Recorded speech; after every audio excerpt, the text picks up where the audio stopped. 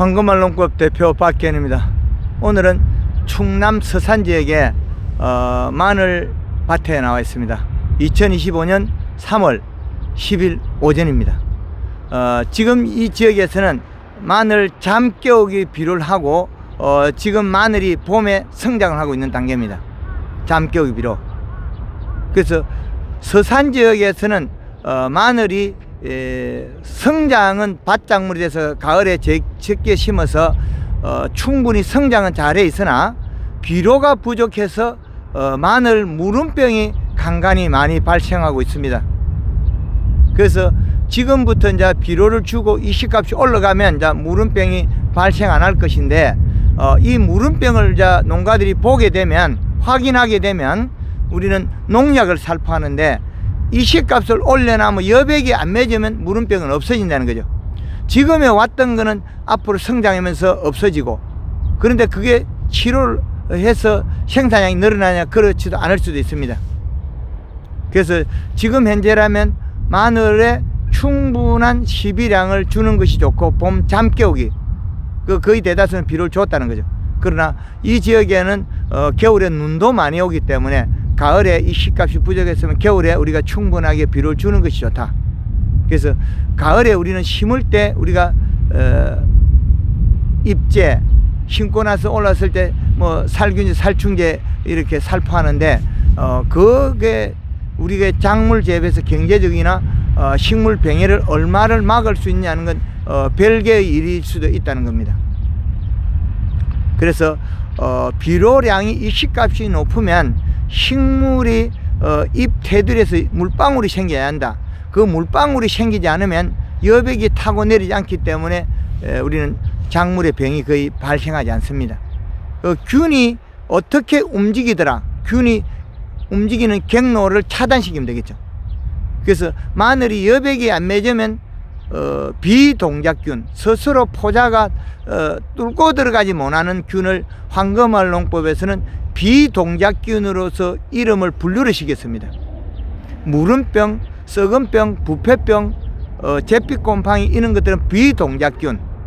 그러면 동작을 안 한다는 것은 균의 포자 상태로서는 엄청나게 많이 우리 인접해 있다는 거죠. 그래서 여백에 배가 고파서, 마늘이 배가 고파서 눈물을 흘린다. 잎 테두리에서 물방울이 생겨서 그 물방울 속에 들어있는 아미노산 단백질이 병원균이 있는 곳이나 식물체에 잔량으로 남아있으면 거기에 있는 균의 포자가 활성화돼서 식물을 가해서 먹는다는 거죠. 그런데 먹는 것이 그게 이렇게 눈으로 육안으로 시커멓거나 이렇게 검게나 표현이 잘 안 됩니다. 누리끼리하게 이렇게 우리가 육안으로 확인하기가 좀 애매모하다, 좀 확인하기가 좀 불량스럽다, 이런 정도로 많이 나타나는 거죠. 그래서 마늘을 심을 때 비료를 충분히 주면 좋다. 그 말은 심을 때 100평당 우리가 속효성을 세포로 이어도 좋고, 그렇지 않으면 완효성을 세포로 엮고 요소를 2포로 이어도 좋고, 이런 비료 엮는 방법에서 잔량 이씨를 마늘이 먹고 남아있는 현존한 잔량 씨에 의해서 계속 흡수되는 양에 비례하기 때문에 잎 테두리에 물방울이 안 생긴다. 그 잎 테두리에 물방울이 생기는 것은 배가 고파서 눈물 흘린다고 표현했습니다. 그 현상은 낮에 먹은 뿌리에서 먹은 영양소를 뿌리에서 잎으로 가져가서 잎에서 수분을 날리고, 그 영양소는 광합성을 해서 잎 속에 저장을, 엽록소 집에 저장을 한다고 이렇게 말씀드리겠습니다. 이게 맞는지 안 맞는지 저는 학자가 아니기 때문에 잘 모릅니다. 그러나 잎의 개개별로 저장이 되는데 그 저장량이 됐을 때 많고 적고는 우리가 잎이 진녹색이 되고 잎이 뒤로 까디집어집니다. 밥숟가락 뒤집어 놓은 것처럼 뒤로 까디집어집니다. 그리고 오므려진 거는 비료가 부족해서 앞면이 살이 빠진 거고 뒤로 까디집어졌다. 근데 마늘은 그 반대입니다. 살이 찌면 이렇게 오므리 하트가 됩니다. 이렇게 둥그러지는데 이 빼쪽 서는 거는 비료가 부족해서 빼쪽하게 섭니다.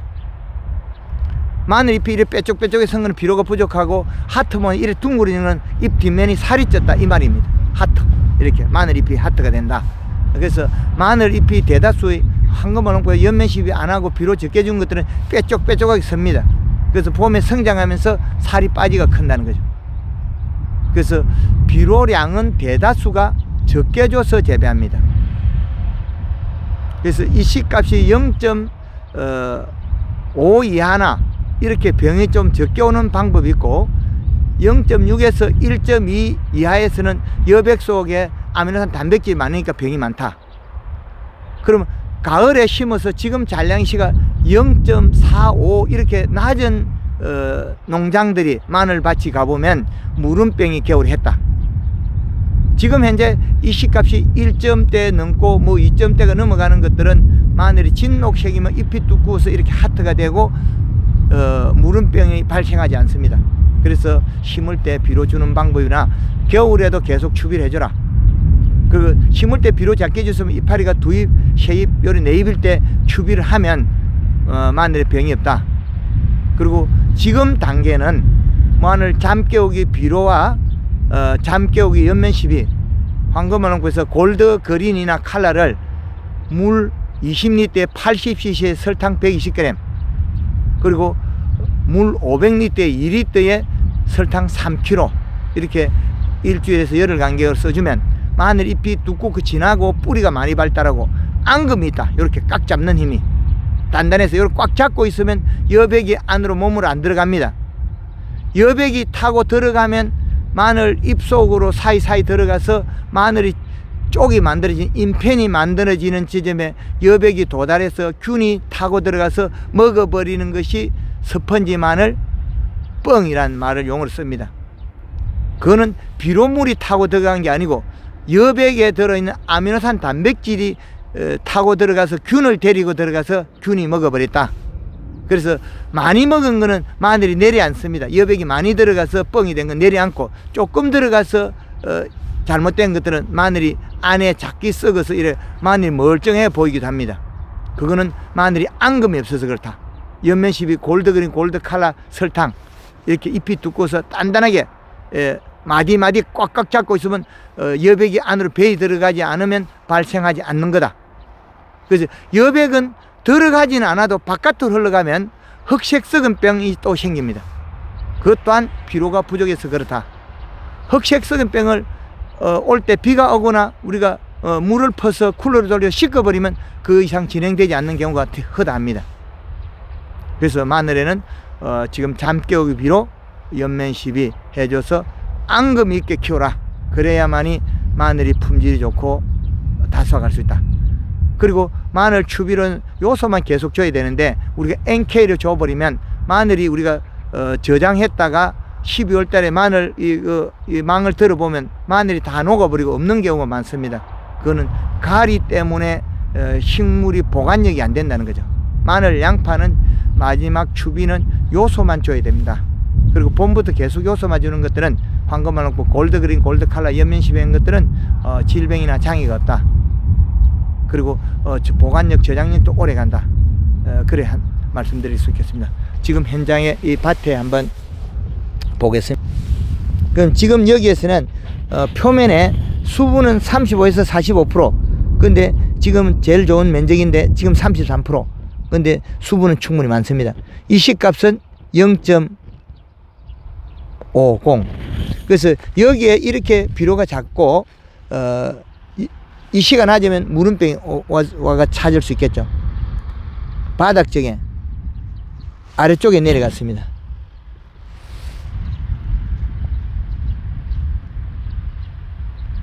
바닥층에 수분 35.2%에 이 씨가 0.46 아주 이 씨값이 낮습니다.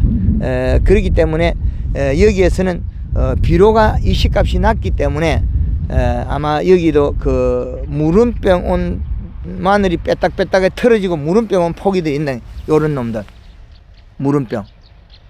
그래서 물러 내려앉는 포기들이 인근에 찾아보면 한 폭에서 한 폭씩 나온다는 거죠. 마늘이 이렇게 구겨진다든지 이렇게 털어지는 거 요렇게 무름병인 거. 그래서 무름병이 이 씨가 낮은 농장에 가보면 허다하게 찾을 수 있습니다.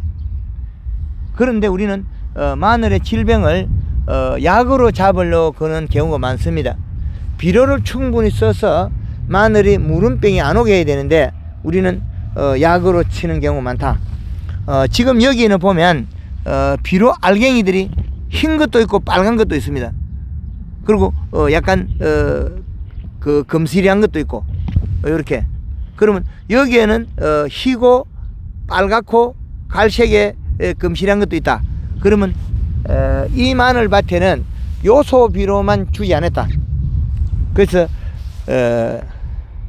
식물의 밥은 질소, 반찬은 인산가리, 칼슘, 마그네슘.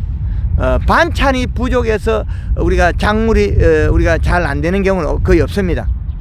식물의 밥이 부족해서 농사를 망친다, 병을 한다.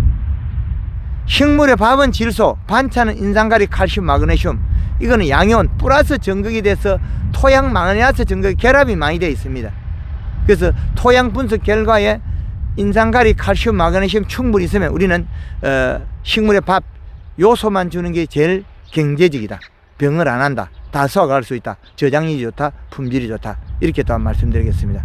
그래서 마늘의 추비는 수확 때까지 약 수확 20일 전까지는 한 달 전까지 요소 비료만 계속 주는 게 제일 좋다. 그리고 5월 8일까지 우리는 요소 비료를 줘도 좋다. 10일까지 이렇게 말씀드리고 비료가 부족했을 때 생기는 게 병이다. 공기에는 이 씨값을 1.5나 1.8대 이하를 맞추면 되고, 근데 그 이하로 1.2 이하 떨어지면 마늘은 흑색균역병이나 다른 질병이 동반한다. 그래서 흑색균역병 또한 여백에서 생긴 병이다. 그렇게 말씀드리겠습니다. 충남 서산 지역에서 마늘밭에서 봄 잠깨우기 비료, 잠깨우기 황금농구 골드그린 골드칼라 연면 12 이렇게 현장에서 정보를 드리고 있습니다. 황금농구 대표 박기현입니다. 감사합니다.